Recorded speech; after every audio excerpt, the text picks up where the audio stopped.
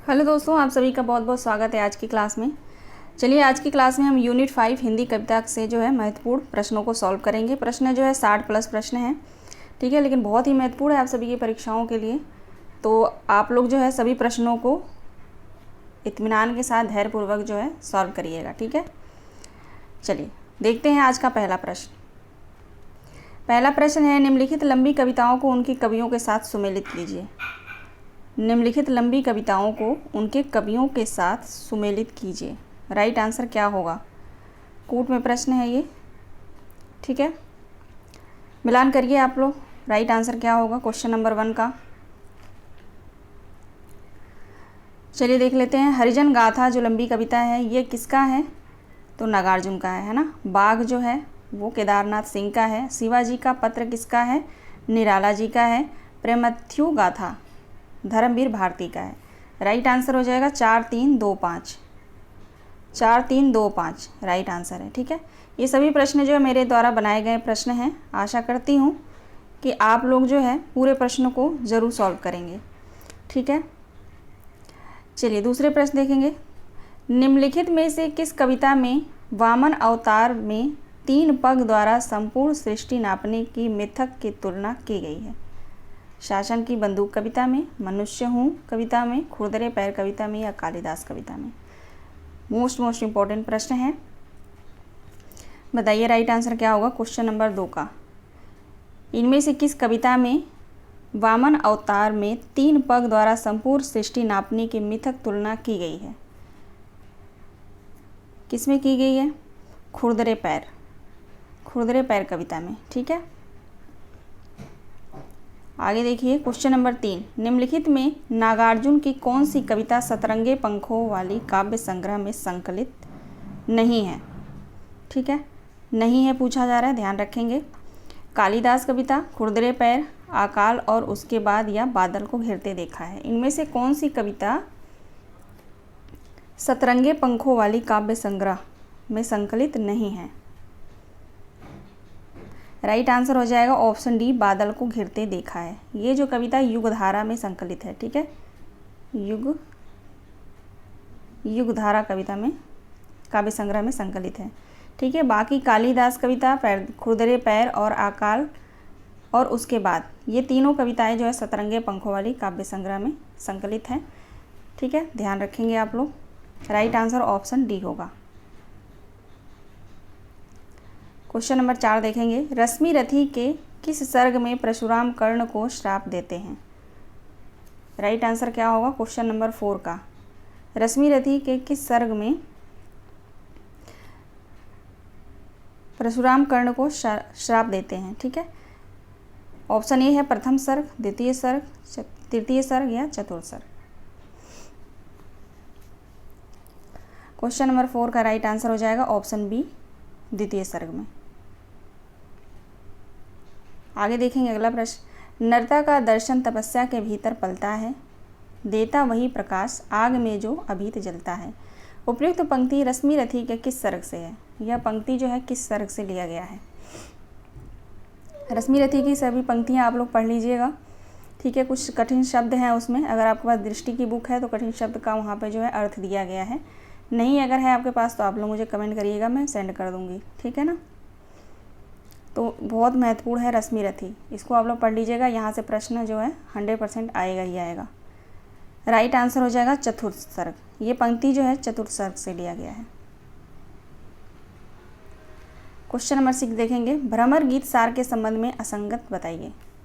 भ्रमर गीत सार के संबंध में असंगत बताइए। ऑप्शन ए है सूर सागर के 10वें स्कंद में भ्रमर गीत की रचना है। ऑप्शन बी है भ्रमर गीत सार के संपादक रामचंद्र शुक्ल हैं। ऑप्शन सी है इस पुस्तक में कुल 500 पद हैं। ऑप्शन डी है पुस्तक का वक्तव्य और आलोचना रामचंद्र शुक्ल तथा आमुख जो है विश्वनाथ प्रसाद मिश्र ने लिखा है। राइट आंसर क्या होगा? राइट आंसर हो जाएगा ऑप्शन सी। इसमें जो यहाँ पे दिया है 500 पद हैं, तो 500 पद नहीं है, ठीक है ना, 400 पद हैं, ठीक है। इसलिए राइट आंसर हमारा सी हो जाएगा, असंगत पूछा गया है, ठीक है। बाकी ऑप्शन को आप लोग अच्छे से पढ़ लीजिएगा, ठीक है। सभी ऑप्शन मोस्ट इम्पॉर्टेंट है। चलिए आगे बढ़ते हैं। Question number 7।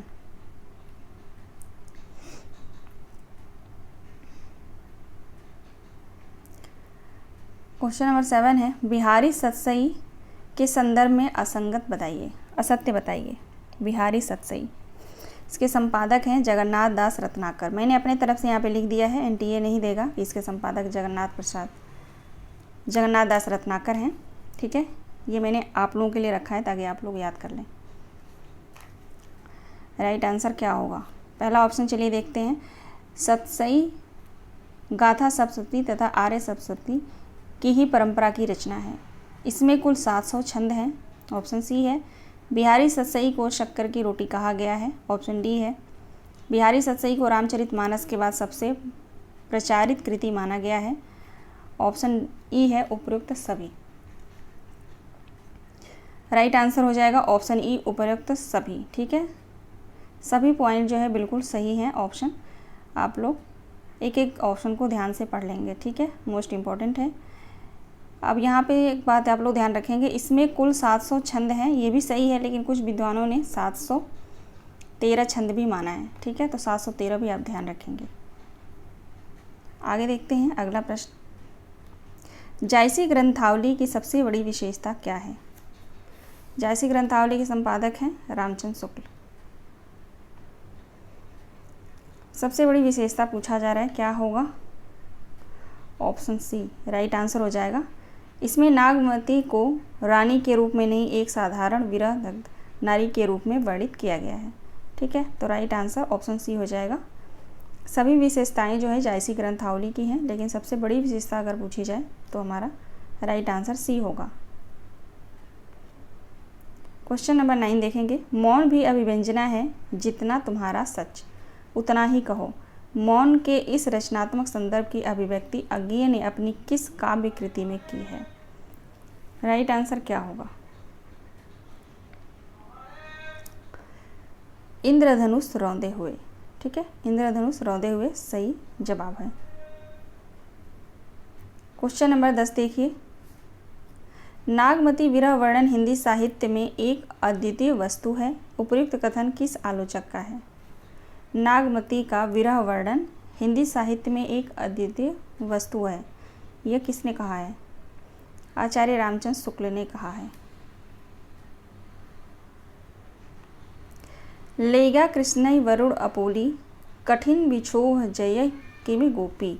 उपयुक्त पंक्ति में आया शब्द अपोली का अर्थ क्या है? उपयुक्त पंक्ति में आया शब्द अपोली का अर्थ क्या है? अपोली का यहाँ पे अर्थ हो जाएगा गायब होना। ठीक है, गायब। क्वेश्चन नंबर 12 देखेंगे। अबहु निठुर आवहु यही बारा, परब देवारी होई संसारा। प्रस्तुत पंक्ति नागमती वियोग खंड से है। पंक्ति में आया शब्द देवरी में कौन सी भाषा है? ठेठ, अवधी, बघेली, ब्रज, राजस्थानी। बताइए राइट आंसर क्या हो जाएगा?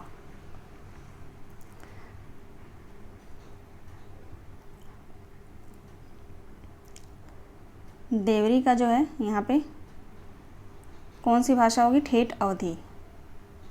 राइट आंसर ऑप्शन ए होगा। भ्रमर गीत सार के संबंध में असंगत बताइए। अच्छा, रिपीटेड क्वेश्चन है ये। ठीक है, राइट आंसर ऑप्शन सी होगा, क्योंकि इसमें 400 पद है, पहले बता दिया। एक क्वेश्चन जो है रिपीट हो गया। चलिए कोई बात नहीं, छोड़ देंगे इसको, क्योंकि इसका आंसर मैं बता चुकी हूँ। ठीक है, क्वेश्चन नंबर 14 देखेंगे। सूर की गोपियों की विशेषता इनमें से कौन सा नहीं है? सूर की गोपियाँ कैसी हैं? तर्कशील हैं, सगुणोपासक हैं, कृष्ण के प्रति प्रेम भावना है, या निर्गुणोपासक हैं? राइट आंसर क्या होगा? सूर की गोपियाँ कैसी हैं, इनकी विशेषता कौन सी है इनमें से? बताइए। तो निर्गुणोपासक नहीं है। ठीक है, राइट आंसर ऑप्शन डी होगा। भ्रमर गीत सार के अनुसार सुफलक सुत कहा गया है। कुब्जा कृष्ण के लिए, उद्धव के लिए, या अक्रूर के लिए?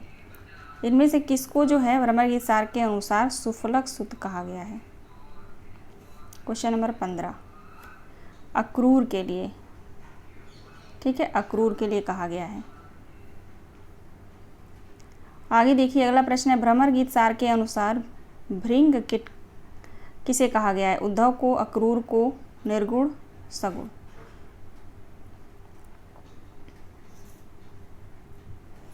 उद्धव को कहा गया है, ध्यान रखेंगे आप लोग, मोस्ट इंपॉर्टेंट है, ठीक है। उद्धव को भृंग कीट कहा गया है और यहाँ पे अक्रूर को जो है सुफलक सुत कहा गया है भ्रमर गीत सार के अनुसार, ठीक है।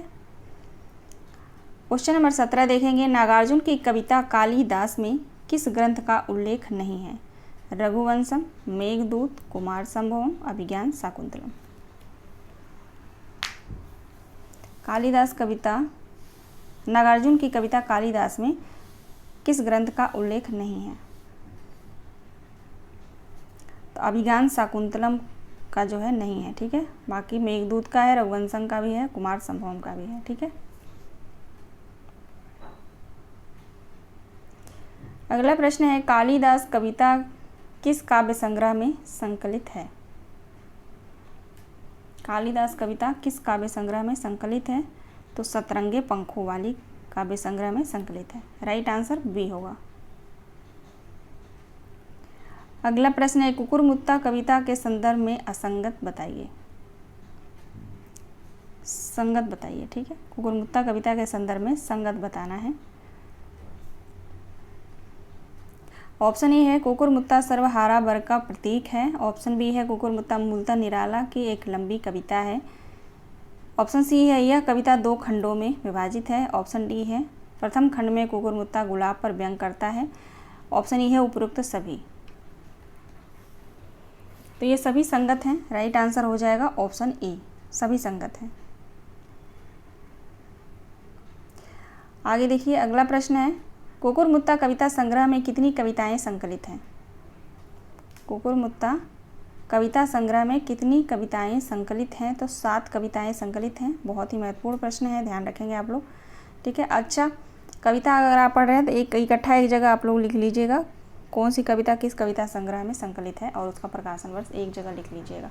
अगर नहीं लिख पाए हैं अभी तक तो मुझे बता दीजिएगा टेलीग्राम चैनल पे, मैं एक जगह इकट्ठा उसको करके आप लोगों को सेंड कर दूँगी, ठीक है। आप लोग उसको एक बार पढ़ लीजिएगा, ठीक है ना।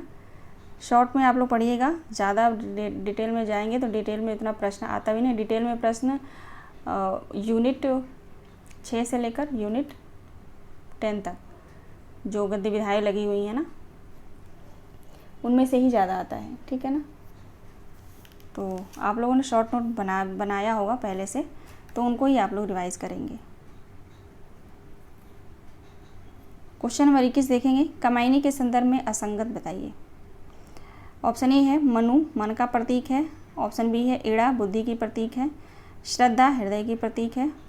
इसमें प्रमुख छंद जो है तोटक छंद है। असंगत पूछा जा रहा है तो असंगत हो जाएगा ऑप्शन डी, प्रमुख छंद तोटक छंद नहीं है, ताटंग छंद है, ताटंग छंद, ठीक है। तो इसलिए हमारा राइट आंसर ऑप्शन डी होगा बिल्कुल। और जो ऑप्शन है ए बिल्कुल सही है, बी भी सही है, सी भी सही है, ठीक है। अगला प्रश्न है, कमाइनी का 7वां और 9वां सर्ग क्या है? कमाइनी के जो 15 सर्ग हैं वो आप लोग को याद होना चाहिए क्योंकि यहाँ से प्रश्न बनता है, बार बार पूछा जाता है। क्योंकि कमाइनी के जो 15 सर्ग हैं आप याद करेंगे, लगेगा आपको याद हो गया, लेकिन कुछ घंटे बाद जो है भूल जाता है, ठीक है। इसलिए एनटीए को भी पता है कि बच्चे भूल जाते हैं, तो यहाँ से प्रश्न देता ही देता है। एक बार लिखूँ क्या कमाइनी के 15 सर्ग, आप लोग जो है रिवाइज कर लेंगे, ठीक है। चलिए देख लेते हैं। पहला है चिंता, चिंता आशा श्रद्धा, ये दूसरा हो गया। तीसरा हो गया श्रद्धा, चौथा होगा काम, पांचवा हो जाएगा वासना, छठा हो जाएगा लज्जा, सातवां हो जाएगा कर्म, ठीक है, कर्म है, ठीक है। आठवां होगा यहाँ पे चिंता आशा श्रद्धा काम वासना लज्जा कर्म ईर्ष्या इड़ा, है ना, ईर्ष्या होगा। ईर्ष्या, 9वां हो जाएगा ईड़ा, 10वां हो जाएगा स्वप्न संघर्ष निर्वेद। 3 का पेयर बना के याद करिए तो याद रहेगा, ठीक है। स्वप्न, 11 हो जाएगा संघर्ष, स्वप्न संघर्ष,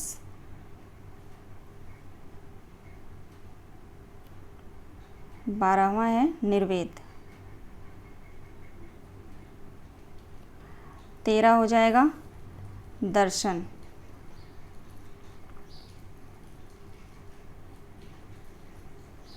14 होगा रहस्य और 15 हो जाएगा आनंद।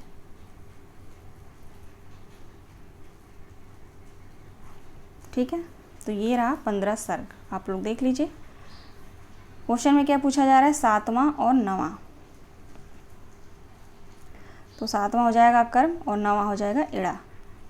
ऑप्शन ए राइट आंसर हो जाएगा। ठीक है ना। तो ऐसे 3 का पेयर बना के या 5 का पेयर बना के याद करिएगा। जैसे चिंता, आशा, श्रद्धा, काम, वासना, लज्जा, कर्म, ईर्ष्या, इड़ा, स्वप्न, संघर्ष, निर्वेद, दर्शन, रहस्य, आनंद। ठीक है, कई लोग इसको ट्रिक भी बना के याद कर सकते हैं, करे हुए हैं, तो आप लोग ट्रिक भी अपना सकते हैं अपनी तरफ से। ठीक है, चलिए आगे बढ़ेंगे। अगला प्रश्न है, वरदान सदृश हो डाल रही नीली किरणों से बुना हुआ यह चंचल कितना हल्का सा, कितना सौरभ से सना हुआ। उपयुक्त पंक्ति कामायनी के किस सर्ग से है? आशा, श्रद्धा, इड़ा, लज्जा, किस सर्ग से यह जो है पंक्ति ली गई है? क्वेश्चन नंबर 23 का राइट आंसर क्या होगा?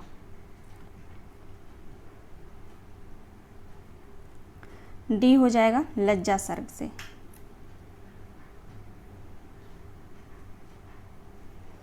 मैं बीन भी हूँ तुम्हारी रागनी भी कविता किस काव्य संग्रह में संकलित है? नीरजा, सांध्य गीत, दीपशिखा, यामा। मैं बीन भी हूँ तुम्हारी रागनी भी महादेवी वर्मा की कविता है। किस काव्य संग्रह में संकलित है ये कविता? तो नीरजा, राइट आंसर हो जाएगा नीरजा। क्वेश्चन नंबर 25 देखिए, मैं बीन भी हूँ तुम्हारी रागनी भी कविता की विशेषता इनमें से नहीं है। ए ऑप्शन है, इस कविता में महादेवी वर्मा ने आत्मा और परमात्मा के मिलन और प्रेम का वर्णन किया है। ऑप्शन बी है, यह एक रहस्यवादी कविता है। ऑप्शन सी है, स्त्री के जीवन की विडंबना दिखाया गया है इस कविता में। ऑप्शन डी है, इस कविता पर द्वैतवाद का प्रभाव है। ऑप्शन ई है, इस कविता का प्रकाशन 1934 है। बताइए इनमें से कौन सी विशेषता नहीं है? मैं बीन भी हूँ तुम्हारी रागनी भी कविता की विशेषता नहीं है, तो ऑप्शन डी राइट आंसर हो जाएगा। इस कविता पर जो है द्वैतवाद का प्रभाव नहीं है, अद्वैतवाद का है। ठीक है, ध्यान रखेंगे आप लोग, अद्वैतवाद का प्रभाव है। ठीक है ना, तो राइट आंसर ऑप्शन डी हो जाएगा। आगे देखिए, अगला प्रश्न है, इस प्रलय में मेरा पद चिन्ह जीवन में शाप है जो बन गया वरदान बंधन में। उपयुक्त पंक्ति किसकी है? महादेवी वर्मा की, निराला की, पंत की, जयशंकर प्रसाद की। यह पंक्ति किसकी है? तो महादेवी वर्मा की है। राइट आंसर ऑप्शन ए हो जाएगा। आगे देखेंगे अगला प्रश्न, उर्वशी काव्य नाटक के संदर्भ में असंगत बताइए। उर्वशी काव्य नाटक के संदर्भ में असंगत बताइए। राइट आंसर क्या होगा? क्वेश्चन नंबर 27 का राइट आंसर हो जाएगा ऑप्शन सी। उर्वशी की कथा वस्तु 4 अंकों में विभाजित है। 4 अंकों में नहीं, 5 अंकों में। ठीक है, 5 अंक हैं, 5 अंकों में विभाजित है। और ऑप्शन को देख लेते हैं। इसका कथानक पुरूरवा और उर्वशी के पौराणिक आख्यान से लिया गया है। ऑप्शन बी है, कालिदास ने विक्रमोर्वशीयम की रचना इसी कथा के आधार पर की है। ऑप्शन डी है, इस कथा का मूल ऋग्वेद के 10वें मंडल में 8वीं एवं 95वीं सूक्ति में मिलता है। इसका प्रकाशन वर्ष 1961 है। ठीक है, तो असंगत पूछा गया है, तो यहाँ पे राइट आंसर हमारा ऑप्शन सी हो जाएगा। सी जो है असंगत है, क्योंकि इसमें 4 अंक नहीं 5 अंक है। ठीक है ना। क्वेश्चन नंबर 28 देखेंगे, उर्वशी और पुरूरवा के पुत्र का क्या नाम था? उर्वशी और पुरूरवा के पुत्र का नाम था आयु। राइट आंसर ऑप्शन ए हो जाएगा। उर्वशी के तृतीय अंक में किसका संवाद है? उर्वशी के तृतीय अंक में किसका संवाद है? उर्वशी सुकन्या का, उर्वशी पुरूरवा का, सुकन्या अपाला का, रंभा और मेनका का। ये सभी पात्र हैं उर्वशी रचना के, ठीक है ना। तो पात्रों का नाम भी आप लोग याद रखेंगे। क्वेश्चन नंबर 29 का राइट आंसर हो जाएगा ऑप्शन बी।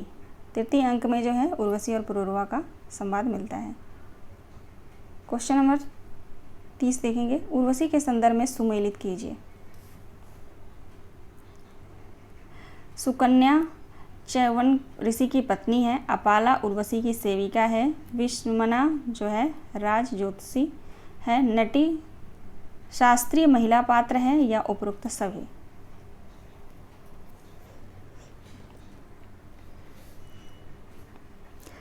सही आंसर होगा ऑप्शन ई, उपयुक्त सभी, ठीक है। रश्मि रथी में कितने सर्ग हैं? रश्मि रथी में कितने सर्ग हैं? 7 सर्ग हैं। आगे देखते हैं, अगला प्रश्न है रश्मि रथी की काव्यगत विशेषता बताइए। ऑप्शन ए है, दिनकर ने इस काव्य खंड के द्वारा वीर और दानी कर्ण के नायकत्व स्थापित किया है। ऑप्शन बी है, इस काव्य का मुख्य कथानक कर्ण समाज के उन व्यक्तियों का प्रतीक है। ऑप्शन सी है, वीर रस की प्रधानता है इस में रश्मि रथी में। और ऑप्शन डी है, इस काव्य में रश्मि रथी नाम का कर्ण है, ठीक है। ऑप्शन ई है उपरोक्त सभी। राइट आंसर उपरोक्त सभी हो जाएगा। अगला प्रश्न है, किस कविता में एक रिक्शा चालक के जीवन का अंकन किया गया है? किस कविता में एक रिक्शा चालक के जीवन का अंकन किया गया है? खुरदरे पैर। खुरदरे पैर किसकी कविता है? खुरदरे पैर, अकाल और उसके बाद मैं मनुष्य हूँ, मैं मनुष्य नहीं सिर्फ मनुष्य हूँ, और कालिदास, ये सभी कविताएं किसकी हैं? नागार्जुन की हैं, ठीक है। और इन सभी कविताओं को आप लोग पढ़ लीजिएगा। वैसे इनसे सब जो है मैंने क्वेश्चन भी लिया है। आगे देखेंगे अगला क्वेश्चन। उरहित सारथी है जिसका एकमात्र पहिया है, जिसमें 7 घोड़ों का वह रथ नहीं चाहिए, मुझको नियत दिशा का वह पथ नहीं चाहिए। उपरोक्त पंक्ति किस कविता से उद्धृत है या लिया गया है? तो ये जो पंक्ति है वो खुरदरे पैर से लिया गया है, ठीक है जी। खुरदरे पैर का प्रकाशन वर्ष है 1961, ठीक है। और उर्वशी रचना का भी प्रकाशन वर्ष है 1961। क्वेश्चन नंबर 35 देखिए। शासन की बंदूक कविता के संदर्भ में संगत बताइए।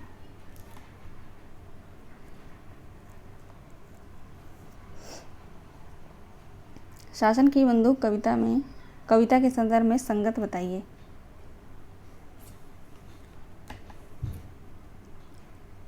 इस कविता में 5 दोहों का संकलन है, ठीक है। जनवादी चेतना का प्रभाव है इस कविता पर। इसमें जो है विनोबा भावे का जिक्र है, मोस्ट इंपॉर्टेंट है, ध्यान रखेंगे आप लोग। पूछा जा सकता है कि किस कविता में विनोबा भावे का उल्लेख हुआ है, तो शासन की बंदूक कविता में, ठीक है। ऑप्शन डी है, कांग्रेस सरकार के खिलाफ इसमें लिखा गया है। ऑप्शन ई है उपयुक्त सभी। तो संगत पूछा जा रहा है तो उपयुक्त सभी संगत है, ठीक है, सभी सत्य हैं। अगला प्रश्न है, ब्रह्म राक्षस की पागल प्रतीक पूर्ण बड़बड़ाहट को कवि के साथ बावड़ी के मुंडेर पर कौन कौन से फूल पेड़ सुन रहे हैं? राइट आंसर हो जाएगा उपरोक्त सभी। मोस्ट इंपॉर्टेंट प्रश्न है, आप लोग ध्यान रखेंगे। ब्रह्म राक्षस जो कविता है, ठीक है, इसमें जो है पागल प्रतीक पूर्ण बड़बड़ाहट को कवि के साथ बावड़ी के मुंडेर पर कौन कौन से फूल पेड़ सुन रहे हैं? तो टगर पुष्प भी है, करौंदे का भी है और गूलर का पेड़ भी है, ठीक है। इसको जो है क्वेश्चन तो मैंने ऐसे दे दिया है आप लोग को याद करने के लिए, उपरोक्त सभी, लेकिन एनटीए ऐसे नहीं देगा। इसमें 2 पेड़ कोई और भी नाम दे सकता है, ठीक है, आम का, केले का, कुछ भी दे सकता है, ठीक है ना। तो उसमें आपको चुनना होगा ABC करके, ऐसे प्रश्न आएगा, ठीक है ना। तो आप लोग ध्यान रखेंगे, तीनों पेड़ों का नाम याद रखिए। अगला प्रश्न है, किसकी जातक कथाओं की ब्रह्म राक्षस नवीन व्याख्या करता है? इनमें से किसकी जातक कथाओं की ब्रह्म राक्षस जो है नवीन व्याख्या करता है? बेबीलोनी, ठीक है, बेबीलोन की। क्वेश्चन नंबर 38 है, किसकी ऋचाओं की ब्रह्म राक्षस नवीन व्याख्या करते हैं? वेदों की, ठीक है। किसकी ऋचाओं की ब्रह्म राक्षस नवीन व्याख्या करता है? तो वेदों की। क्वेश्चन नंबर 39 देखेंगे, ब्रह्म राक्षस आधुनिक काल में वर्णित किसकी नवीन व्याख्या नहीं करते हैं? सूत्रों की, छंदों और मंत्रों की, प्रेमियों की या आयात की? किसकी नहीं करते हैं? तो आयात की नहीं करते हैं, बाकी सभी की करते हैं, ठीक है। थोड़ा जल्दी चलेंगे हम क्योंकि क्वेश्चन ज़्यादा है, ठीक है। क्वेश्चन नंबर 40 देखेंगे, बावड़ी के मुंडेर पर कोहनी टेक कर बैठे हुए से कौन सा वृक्ष लग रहा है? यानी जो बावड़ी के मुंडेर पर ब्रह्म राक्षस जो पढ़ेंगे तो वहाँ बावड़ी का जो उल्लेख है, उसके मुंडेर पर जो है कोहनी टेक कर बैठा हुआ, इनमें से कौन सा वृक्ष लग रहा है? ऐसा लग रहा है कोहनी टेक कर बैठा हुआ है, वो कौन सा वृक्ष है? टगर का है, गूलर का है, कनेर का है या औदुंबर का है? टगर का जो पुष्प है वो जो है ऐसा लगता है जैसे कोहनी टेक कर बैठा हुआ है। आगे देखिए क्वेश्चन नंबर 41, ब्रह्म राक्षस बावड़ी में स्नान करते हुए होठों से क्या उच्चारण कर रहा है? ब्रह्म राक्षस जो है बावड़ी में स्नान करते हुए होठों से क्या उच्चारण करता है? स्त्रोत, कोई मंत्रोच्चार और शुद्ध संस्कृत गालियों का ज्वार, उपरोक्त दोनों सही होगा। राइट आंसर ऑप्शन सी होगा। बावड़ी के पास कैसी गंध निकल रही है? बावड़ी के पास कैसी गंध निकल रही है? तो हरी कच्ची गंध, ठीक है, हरी कच्ची गंध। अगला प्रश्न है, बावड़ी के पास किसका पेड़ मौन खड़ा है? बताइए। बावड़ी के पास जो है किसका पेड़ जो है मौन, बिल्कुल मौन खड़ा है? तो गूलर का पेड़ मौन खड़ा है। अगला प्रश्न है, बावड़ी के पास तारा के समान सघन पुष्प किसके लिए कहा गया है? इनमें से जो है किस पुष्प को जो है सघन के समान बताया गया है?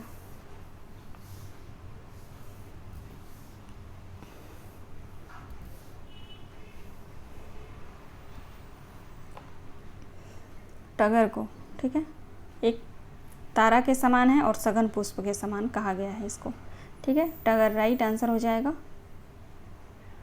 क्वेश्चन नंबर 45 देखेंगे, कन्हेर का फूल किसका प्रतीक है? खतरा का। ऑप्शन सी सही जवाब है। अगला प्रश्न है, ब्रह्म राक्षस अति वैदिक व श्रेष्ठ होकर भी क्यों असफल हो गया? क्यों असफल हो जाता है? ज्ञान के अभाव के कारण, ठीक है, ज्ञान के अभाव के कारण नहीं, व्यवहारिकता का अभाव, इसके कारण, ठीक है। तो ऑप्शन सी बिल्कुल सही जवाब है। अगला प्रश्न है, निम्न में से कौन अपने प्रतिरूप से युद्ध नहीं कर रहा है? शब्द, सिद्धांत, ध्वनि, प्रतीक। अभी हम ब्रह्म राक्षस से ही प्रश्न को सॉल्व कर रहे हैं, ठीक है। तो शब्द, ठीक है, इनमें से जो है शब्द जो है अपने प्रतिरूप से युद्ध नहीं कर रहा, शब्द। राइट आंसर ऑप्शन ए हो जाएगा। ब्रह्म राक्षस किसके द्वारा निर्मित बौद्धिक कैद भुगत रहा है? ब्रह्म राक्षस किसके द्वारा निर्मित बौद्धिक कैद भुगतता है? स्वयं के द्वारा, ठीक है, क्योंकि उसमें से निकलना नहीं चाहता है। आगे देखते हैं, कस्तूरी मृग अपने पर कैसे चिढ़ता है? क्यों चिढ़ता है? कस्तूरी मृग जो है अपने ऊपर क्यों चिढ़ता है? ऑप्शन ए है, उसे अपनी नाभि से आती हुई खुशबू और वो खुशबू को ढूंढता। अच्छा, ठीक है, राइट आंसर ऑप्शन ए हो जाएगा। देखेंगे, वो खुशबू को ढूंढता है, उसकी नाभि से खुशबू आती रहती है, ठीक है, कस्तूरी मृग के नाभि से खुशबू आती है, तो उसको समझ नहीं आता कि खुशबू कहाँ से आती है, तो उसी को ढूंढता है, नहीं मिलता है तो वो चिढ़ता रहता है। ठीक है, तो राइट आंसर ऑप्शन ए ही होगा।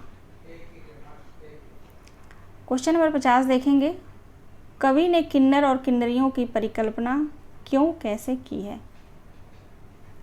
कवि ने किन्नर और किन्नरियों की कल्पना क्यों और कैसे की है? राइट आंसर क्या होगा क्वेश्चन नंबर 50 का? हिमालय की शुभ्रता देखकर। ठीक है, हिमालय की शुभ्रता देखकर जो है कवि ने किन्नर और किन्नरियों की परिकल्पना की है। अगला प्रश्न है, बादल को घिरते देखा है कविता के सौंदर्य को कवि ने किस ऋतु का उद्गम बताया है? पावस का, शरद ऋतु का, ग्रीष्म ऋतु का, शुक का? पावस का। ठीक है, बादल को घिरते देखा है कविता में सौंदर्य को कवि ने पावस का उद्गम बताया है। ठीक है, क्वेश्चन नंबर 52 देखेंगे, बादल को घिरते देखा है कविता के रचनाकार कौन है? नागार्जुन है। राइट आंसर ऑप्शन सी हो जाएगा। तुंग हिमालय के कंधों पर छोटी बड़ी कई झीलें हैं। पंक्तियों में निहित अलंकार कौन सा है? पंक्तियों में निहित अलंकार कौन सा है?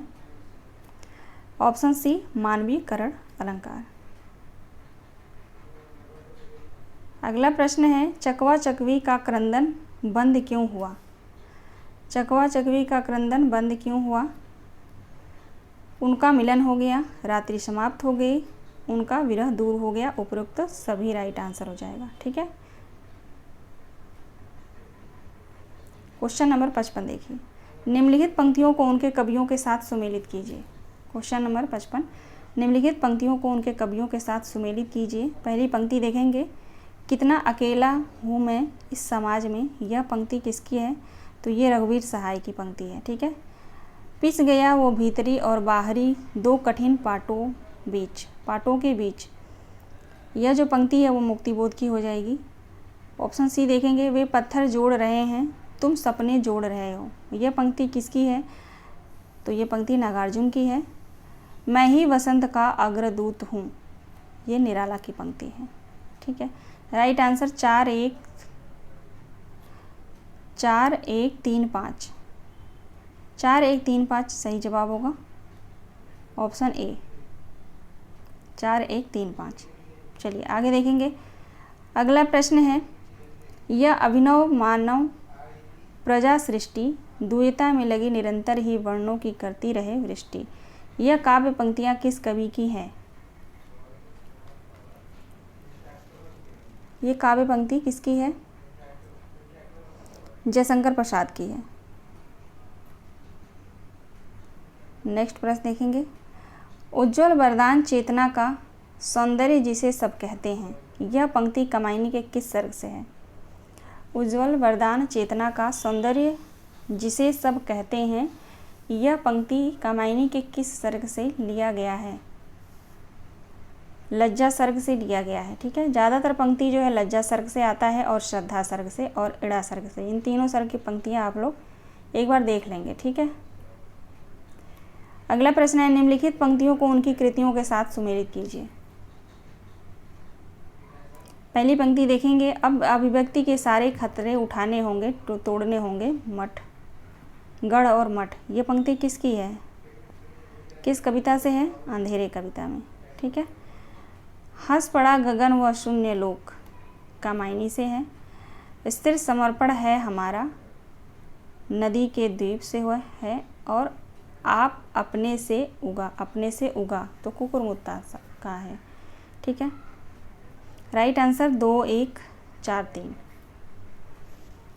2 1 4 3 राइट आंसर होगा ऑप्शन सी 2 1 4 3। अगला प्रश्न है, ढलमल ढलमल चंचल अंतर झलगल झलगल तारा। पंक्ति में मुख्यतः वर्णन है नदी की धारा का, नीले आकाश का, चांदनी रात का, साड़ी के आंचल का।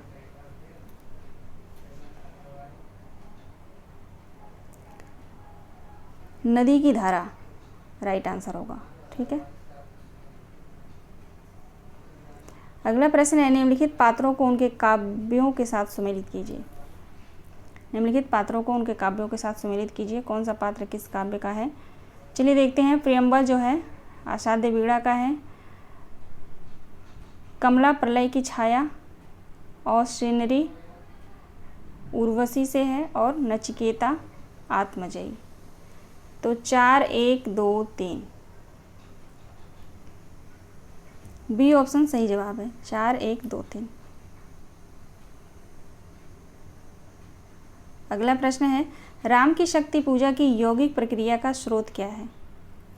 राम की शक्ति पूजा की यौगिक प्रक्रिया का स्रोत क्या है? 9 वेदांत है, ठीक है। 9 वेदांत राइट आंसर हो जाएगा। आज का लास्ट प्रश्न है क्वेश्चन नंबर 62। निम्नलिखित काव्य छंदों को उनके प्रयोक्ता कवियों के साथ सुमेलित कीजिए। सानेट छंद किसका है? सानेट छंद में कौन लिखता है? त्रिलोचन शास्त्री, ठीक है। और हाइकू के लिए कौन प्रसिद्ध है? अगेन सवैया गया प्रसाद शुक्ल सनेही, और कवित्व के लिए अयोध्या सिंह उपाध्याय हरिऔध। 2 1 3 4।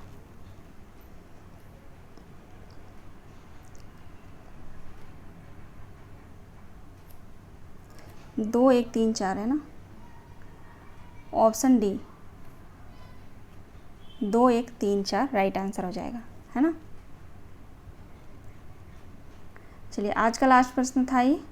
तो आशा करती हूँ कि सभी प्रश्न आप लोगों ने अच्छे से सॉल्व किया है, ठीक है। सॉल्व कर लीजिए, बहुत ही महत्वपूर्ण है, क्या पता यहाँ से प्रश्न आ जाए, है ना।